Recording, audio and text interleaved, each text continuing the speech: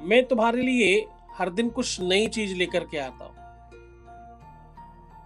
हर दिन तुम्हें तुम्हारे रिश्तों में, तुम्हारे लव में, तुम्हारे रिलेशनशिप में, तुम्हारे प्यार में, तुम्हारे पारिवारिक लाइफ में, तुम्हारे निजी लाइफ में, तुम्हारे पर्सनल लाइफ में आ रही समस्याओं को ठीक करने का प्रयास करता हूँ और तुम्हें रास्ता बताता हूँ। यहाँ निरंतर लोगों के जीवन बदले जा रहे हैं।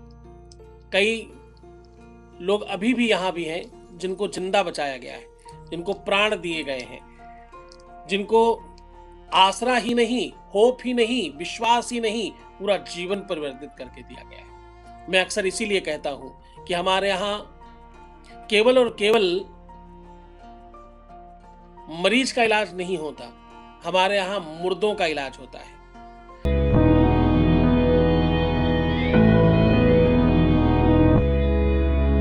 जिनका रिश्ता मर चुका, जिनका संबंध मर चुका, जिनकी चीजें पूरी तरह से खत्म हो चुकी, जिनका कहीं कोई सहायक नहीं रहा, दुनिया भर के तांत्रिक मांत्रिक के पास होकर के आ गए और कुछ नहीं मिला, उन सबको भी हम लोग ठीक करके देते हैं, व्यवस्थित करके देते हैं और उनकी लाइफ परिवर्तित करके देते हैं। पूरा का पूरा जीवन उनका बेहतर हो जाए, इसके लिए निरंतर प्रयास करके देते हैं। उनके जीवन में किसी तरह की कोई कमी बचे ना, इसका रोज निरंतर प्रयास होता है। यहाँ ये इकलौता ऐसा संस्थान है, इकलौती ऐसी जगह है जहां पर 2526 लाख लोगों का काम हुआ है, लाखों लाख लोगों का काम हुआ है। 100 लोग आते हैं तो 96 लोगों के काम कर दिए जाते हैं, 2 4 5 लोग रह जाते हैं अपनी वजह से। तुम्हारी श्रद्धा, तुम्हारा विश्वास, तुम्हारा यकीन, तुम्हारा भरोसा डेवलप कराया जाता है। पहले पहले तुम्हें छोटी छोटी चीजें बताकर तुम्हें चेंज किया जाता है, फिर बड़े बड़े स्तर पर तुम्हारे जीवन में बदलाव लाए जाते हैं। न जाने कितने लोग यहाँ हजारों हजार करोड़ के लोग हो गए, कई लोग 10 10 हजार करोड़ रुपए यहाँ से ले गए। न जाने कितने लोगों के जीवन में बड़े बड़े परिवर्तन आए, कोई नेता हो गया, कोई अभिनेता हो गया, कोई पार्टी अध्यक्ष हो गया, कोई बड़ा मंत्री हो गया, कोई बड़ा व्यापारी हो गया, किसी को बड़ी मतलब की नौकरी मिल गई। सबके जीवन में बड़े परिवर्तन आए हैं। क्यों? क्योंकि मैं कहता हूं मेरे साधना से मैं 100 लोगों को रोज ठीक करता हूं, मैं अपनी तरफ से, और बाकी हजारों लोगों के काम तो हो ही रहे हमारे यहाँ। मैं उस सबसे पौराणिक पीठ, दुनिया की प्रेमेश्वर पीठ का पीठाधीश्वर हूं। मैं दुनिया के सबसे बड़े पद पर, जगत गुरु के पद पर बैठा हूं। जगत गुरु का पद विश्व का सबसे बड़ा पद होता है। जो पहले से संत महंत हैं, बड़े बड़े अमलात्मा, सिद्धात्मा, योगी यति हैं, जो पहले से साधक हैं, महात्मा हैं, किसी मठ के पुजारी हैं, मठ के महंत हैं, ये पद उनका भी गुरु होता है, इसलिए इसको जगत गुरु कहते हैं। जगत गुरु और शंकराचार्य दो ही ऐसे पद हैं दुनिया में जो चार चार होते हैं, 4 शंकराचार्य, 4 जगत गुरु, उनमें से एक है। तो ये इतना बड़ा पद मेरे विद्वता, मेरे ज्ञान, मेरे ताकत और मेरी साधना के बल पर मुझे मिला। मैं वो पूरा का पूरा सामर्थ्य आप पर उड़ेलता हूं, मैं आपको वो सब समर्पित कर देता हूं। मैं अपनी तपस्या से तुम्हारे जीवन में परिवर्तन लेकर के आता हूं, पर मैं आपको ये भी चाहता हूं कि तुम सीखो भी, तुम समझो भी, तुम जीवन को बदलोगे कैसे, तुम जीवन में बदलाव लाओगे कैसे, तुम चेंज होगे कैसे। तुम जितने भी वर्ष के हो, तुम्हारा अपना एक अनुभव है, उस अनुभव को तोड़ना छोटी बात नहीं है। एक्सेप्टेंस इतनी जल्दी नहीं आता। तुम जो हो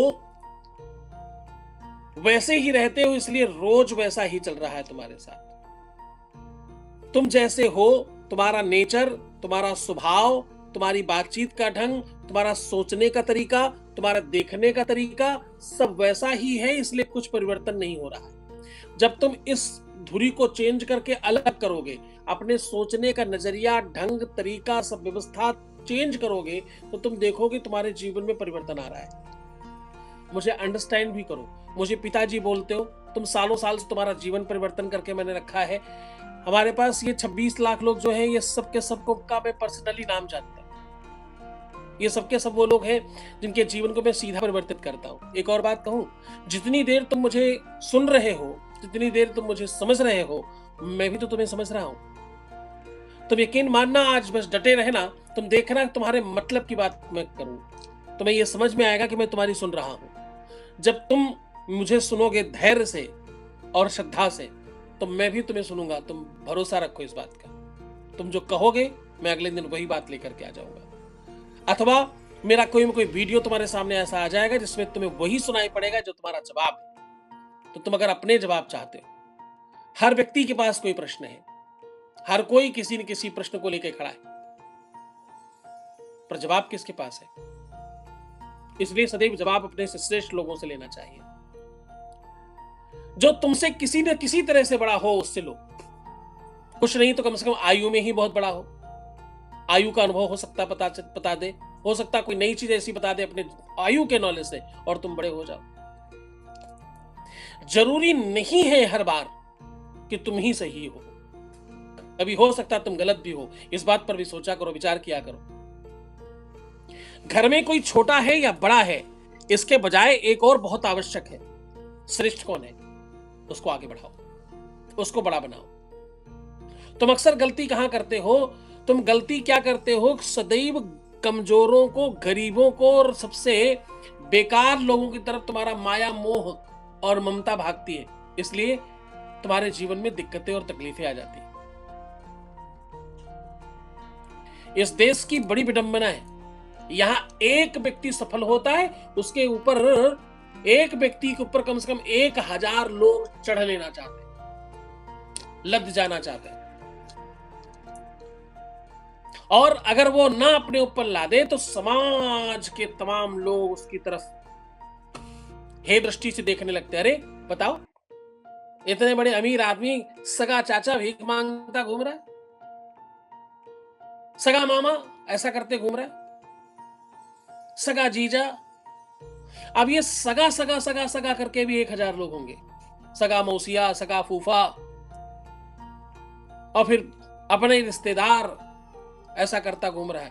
तो कोई दूसरा गरीब है, दूसरा कुछ नहीं कर रहा, वो अकर्मण्य है, इस बात का दोष उसके ऊपर लगता है जो सब कुछ कर सकता है, जो सामर्थ्यवान है बेचारा, जिसने अपनी ताकत से कुछ बना रखा है अपने लिए, उसके ऊपर ये दोष है कि वो सामने वाला कुछ कर नहीं पा रहा है। सामने वाला जो नहीं कर पा रहा है वो कृपा निधान है, और जो कर पा रहा है वो दोषी है। कि आप सबसे पहले अंडरस्टैंड करना सीखो, खुद को समझना सीखो। Who are you? तुम्हारी क्वालिटीज क्या है, तुम्हारी विशेषताएं क्या है, तुम में खास बात क्या है?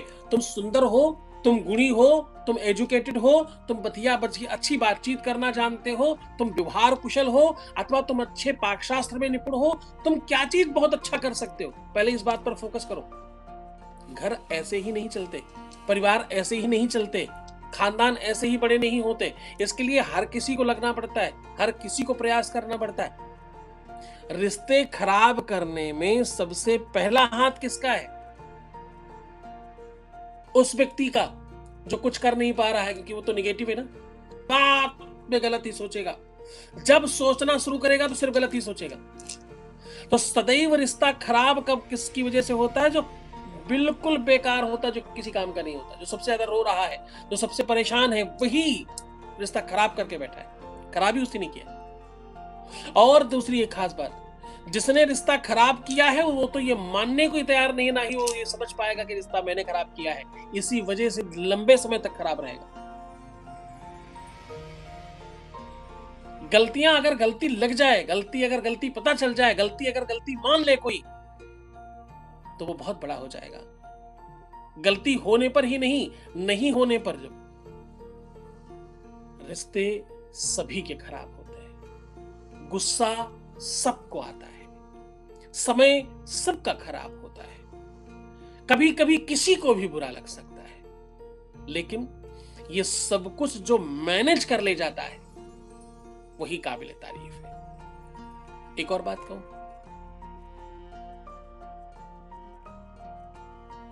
जवाब नहीं देने में फायदा ज्यादा है दे देने के बजाय।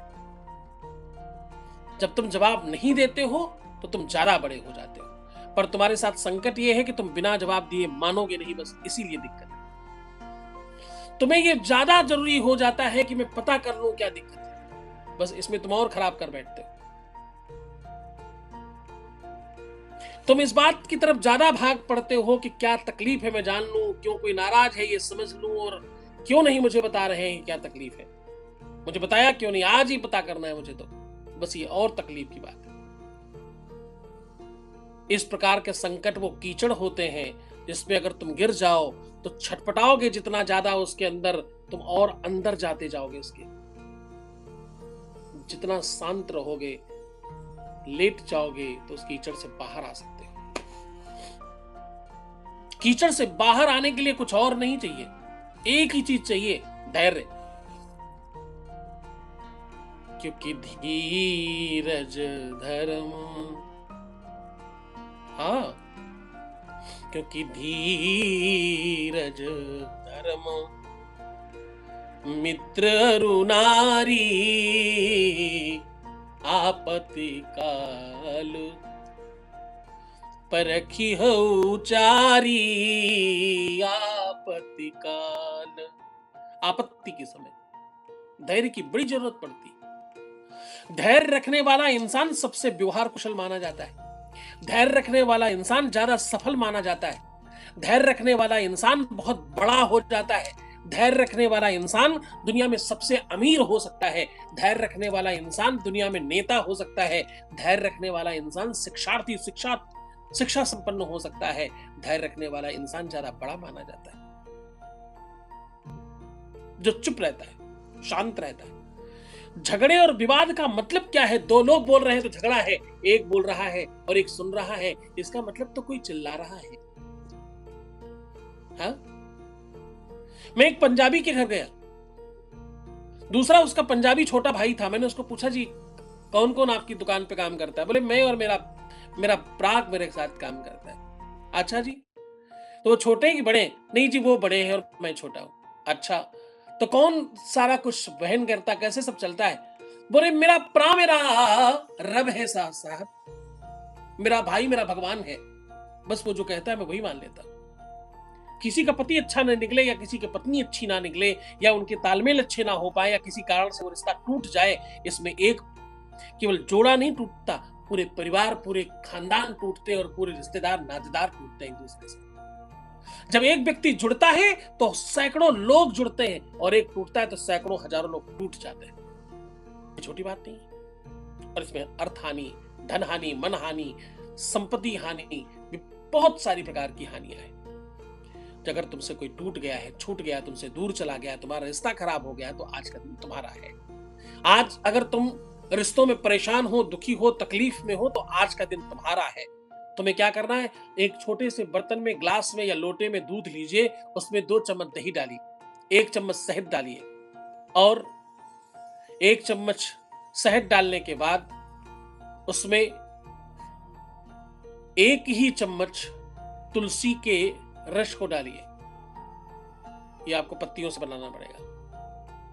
1 चम्मच काली तिल डालिए, 1 चम्मच चावल डालिए और अंत में 1 चम्मच किशमिश या चिरौंजी डालिए और सबसे लास्ट में 1 चम्मच भांग डालिए। ये सब खूब अच्छी तरीके से मिक्सी में पीस कर बिल्कुल बराबर कर दीजिए और इसे शनिवार के दिन प्रातः सूर्योदय से पूर्व किसी भी नीम के जड़ पर डालिए और प्रार्थना कीजिए कि मेरा प्रेम, मेरा रिश्ता, मेरा संबंध, मेरा अपना जो बहुत निकटस्थ है, जिससे मैं बहुत प्रेम करती हूं या करता हूं, वो जल्द से जल्द मेरा हो जाए, वापस आ जाए, उससे ही मेरा ब्याह हो जाए, मेरा वैवाहिक जीवन सुखमय हो जाए। मैंने जिसको अपना पति मान रखा है, जिसको मैंने अपनी पत्नी मान रखा है, वो मेरा हो जाए। ऐसे मानस के साथ चढ़ा कर दिया। ऐसा काम तुम्हें 7 बार करना हो। ये 1 महीने में 3 से ज्यादा बार नहीं किया जा सकता। ये काम शुक्रवार के दिन, सोमवार के दिन अथवा गुरुवार के दिन किया जा सकता है। पूरे मन से, पूरी श्रद्धा से करना। ये उपाय नहीं है, ये अपने आप में ब्रह्मास्त्र है जो तुम्हें सीधा काम करेगा। एक और चीज बता रहा हूं, अपने बाएं हाथ में हल्दी और दूध मिलाकर के लगाया करें रात्रि में और दाहिने हाथ में घी और रोली मिलाकर के लगाया करें। खूब दोनों को लगा करके रगड़ें और सो जाएं। सवेरे उठ करके उसे धुल दें। ये काम आप गुरुवार के दिन शुरू करके सोमवार तक करना है। मंगल बुध 2 दिन गैप करना है, फिर गुरुवार शुरू करना है और ऐसा 3 चंक करना है, 3 बार करना है। ये दोनों ही चीजें रिश्तों को संभालती हैं, तुम्हारे ईगो को शांत करती हैं, तुम्हारा जो स्वभाव है, तुम्हारा व्यक्तित्व है, उसको डाउन करती हैं। आपका मन ठीक होना चाहिए। मन से किसी को अपना मानो, अपने हृदय से अपना मानो, किसी को अपना समझो तो सही। पहले पहले तुम ये बात मान तो लो कि तुम्हारा वो अपना ही है, जिसे तुम समझ रहे हो वो तुम्हारा ही है। ऑप्शनल मत रखो किसी को इसलिए मत रखो मिल गया तो ठीक है, नहीं कोई बात नहीं। इस तरह मत विचार करो कि वही ऑप्शन एक है, उसके बाद दूसरे ऑप्शन भी हम देख सकते हैं। आप जिसके साथ रहो 100% रहो, 100% उसको अपना मानो। ऐसा मानने से तुम्हारी मान्यता का भी बड़ा फल पड़ता है। और एक बात कहूं, प्यार में सबसे बड़ा जहर क्या है, रिश्तों को खराब करने में सबसे भारी जहर क्या है, ये बात जरूर सुनना। तुम्हारे बहुत मतलब की बात है। एक भी उपाय जो नहीं कर पाता, और ये एक चीज जो मैं बताने जा रहा हूं, ये कोई सही कर ले अपने जीवन में, उसके जीवन में प्यार की तकलीफ आएगी ही नहीं। रिश्ते खराब कभी होंगे ही नहीं, संबंध कभी नहीं खराब होंगे, कोई रिश्ता खराब नहीं होगा। बस एक चीज कर लेंगे व्यक्ति, वो चीज क्या है? ब्रह्मचर्य का पालन। जो व्यक्ति एक से अधिक लोगों के साथ संबंध बनाता है, जो व्यक्ति इस प्रकार की वार्तालाप में लिप्त रहता है, जो व्यक्ति अपने मन को अंकुशित नहीं कर पाता, जो व्यक्ति अपने विपरीत लिंग के लोगों से ज्यादा आकर्षित होता है, जो व्यक्ति अपने विपरीत लिंग के व्यक्तियों के साथ ज्यादा संबंध बनाए रखता है, उनके साथ ही उसके तालमेल ज्यादा बनते हैं, उन लोगों के साथ ही बातचीत ज्यादा होती है, जो व्यक्ति रात्रि में 9 बजे के बाद भी विपरीत लिंग के व्यक्तियों के साथ बातचीत करता है, फोन पे ही सही, नॉर्मल टॉक ही सही, बिना मतलब के किसी संदर्भ में बातचीत करता, कोई बहुत आवश्यक बात हो, कोई बहुत जरूरी बात हो तो अलग बात है, अन्यथा जो ऐसे भी करता है, इन सब लोगों के रिश्ते खराब हो जाते हैं। क्यों? ऐसा क्यों होता है? बोले माता शस्त्रा दुरित्रावा ना बिरिक्ता सनो भवे बलवान इंद्रिय ग्राम विद्वान समपि कर्षति। भैया वेद कहता है, विपरीत लिंग के व्यक्ति के साथ एक समय काल के बाद साथ उठना बैठना दोषपूर्ण है। इससे क्या होता है? मनो और इंद्रियों का समूह इतना बलवान है, न जाने कब सत्यानाश हो जाएगा। और अगर तुमसे ये सब हुआ है, अगर तुमने पहले जाने अनजाने किसी भी रूप में अपने पार्टनर, अपने प्रेमी, अपने पति, अपने पत्नी के अलावा किसी और के साथ भी ऐसे संसर्ग बनाए हैं, तो ये बड़ा भारी दोष है। ये जल्दी नहीं कटता। ये दुनिया में कम लोग हैं जो इसका समाधान करना जानते हैं। इसका समाधान बहुत आवश्यक होगा, अन्यथा कुछ भी कर लो कभी सफल नहीं होगे। न तुम्हें कोई पूजा का लाभ मिलेगा, और ना ही चरित्र ही चित्र है। चरित्र बिगड़ा तो चित्र बिगड़ा, सब खराब हो जाएगा। तो मैं तुम्हें रोज ठीक कर रहा हूं, और अब मैं तुम्हें असली बात बता रहा हूं। मेरे पास आए हुए 90% लोग उसी पाप से युक्त हैं, इसलिए मैं बहुत मेहनत करता हूं, इसलिए ज्यादा मेहनत करनी पड़ती है मुझे। तो मुस्कुराओ, सुंदर बनो, हर आधे घंटे में प्रणाम करके पानी पियो, अपना बहुत ख्याल रखो। मैं तुम्हारे साथ हूं। बस अपना ख्याल रखना और ठीक रहना, क्योंकि तुम्हें ठीक रहना जरूरी है। तुम ठीक रहोगे तो सब ठीक रहेगा। धन्यवाद।